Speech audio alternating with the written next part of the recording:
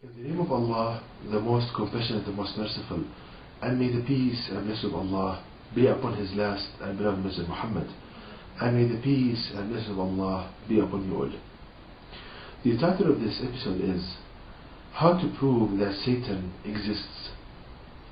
So, in this episode I will show, with the help of Allah God Almighty, how to prove scientifically that Satan exists. Now, in the matter of Satan, people are divided in their knowledge of Satan into three categories. The first one is that a group of people deny the existence of Satan. They simply say that Satan does not exist. Now, the other group, they say that Satan is like a fairy tale kind of figure only found in old folklore and old stories. And the third group of people, they say that Satan exists, but they don't know how he affects them. They don't know any way on where is Satan and how he affects them. Now, the only book on the face of the earth which explains Satan and how he affects us in a complete and comprehensive manner is the last revelation of Allah God to people, the Quran. Now, the question arises, how to prove that Satan exists? Because Satan is something that you cannot see. So how can you prove the existence of something that you cannot see? It is established that you cannot see Satan. But how to prove that he exists while you don't see him? Now, the way that you prove the existence of something that you do not see is by proving its effect. For example, air. You don't see air, but you know that it exists. How? By knowing its effect on you. For example, if there is a lack of air, you have a difficulty breathing, so you know that there is air, there is something there, but you cannot see, but you see its effect on you. For example, radiation produced from the radioactive elements. You don't see the radiation, but you see its effects on materialistic objects around it. So you know that there is radiation. So I hope it's clear that you prove the existence of something that you cannot see by proving its effect. Now, I will proceed to prove the effect of Satan on people, and if we prove this effect scientifically, then that proves that Satan exists. If you prove its effect, then you prove that it exists. So that applies not only to Satan, anything that you cannot see, by proving its effect, you prove that it exists. Now, Allah in the Quran tells us the effect of Satan on us, where in chapter 2, verses 168 169, which state, O people, eat of that which is lawful and good on the earth, and follow not the footsteps of Satan. Verily, he is to you an open enemy. He commands you what is harmful, sinful, and to say about Allah what you have no knowledge of. So Allah tells us that the symptoms of the effect of Satan on us is a person experiencing thoughts of harm to hurt himself and others, ideas of lust and perverted sexual ideas, and to say about Allah what you have no knowledge of. So these are the effects of Satan on people. And the Quran teaches us also how does Satan affect us, and the summary is the following, that we learn from the Quran that each and every one of us has a voice of oneself, and that's the voice you speak with, as the same voice you hear in your head when you are thinking quietly to yourself. Also, we learn from the Quran that each and every one of us has a companion devil, and that is a devil assigned to you at birth and stays with you till death.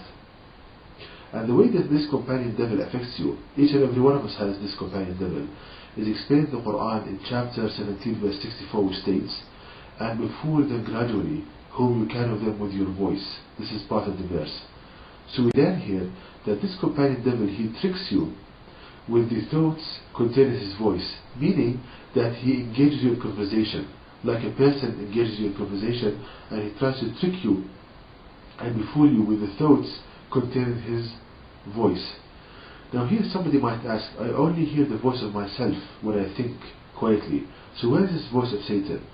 Allah teaches us the answer for this in the Quran in chapter 114 verse 4, which states, from the evil of the whisperer who hides. So Allah teaches us that this companion devil, he whispers to you, he talks to you, but at the same time he hides from you. Meaning that he does not want you to feel his presence. So the only way he can talk to you at the same time hide from you is that if he matches his voice with your own voice. So Satan makes his voice identical to the one you think with regards to tone, frequency, style of speech, even the languages you know. So he makes his voice identical to the one you think with, and you experience thoughts in your mind. You hear a thought that pops up in your mind, and you think that yourself is telling you this, while actually your companion devil telling you ideas of harm to hurt yourself and others, ideas of lust and perverted sexual ideas, and to say about Allah, God Almighty, what you have knowledge of. So having understood this, coming back to the question, how to prove the symptoms of the effect of Satan on people. Now there is a very famous psychologist who did an experiment, and in this experiment he asked his patients, people with mental disturbances, to describe to him what are the symptoms that they suffer from.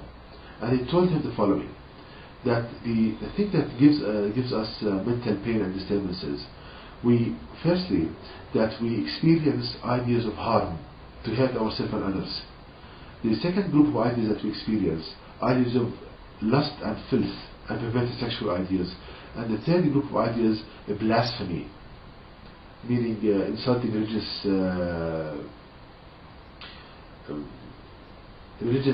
icons and religious concepts.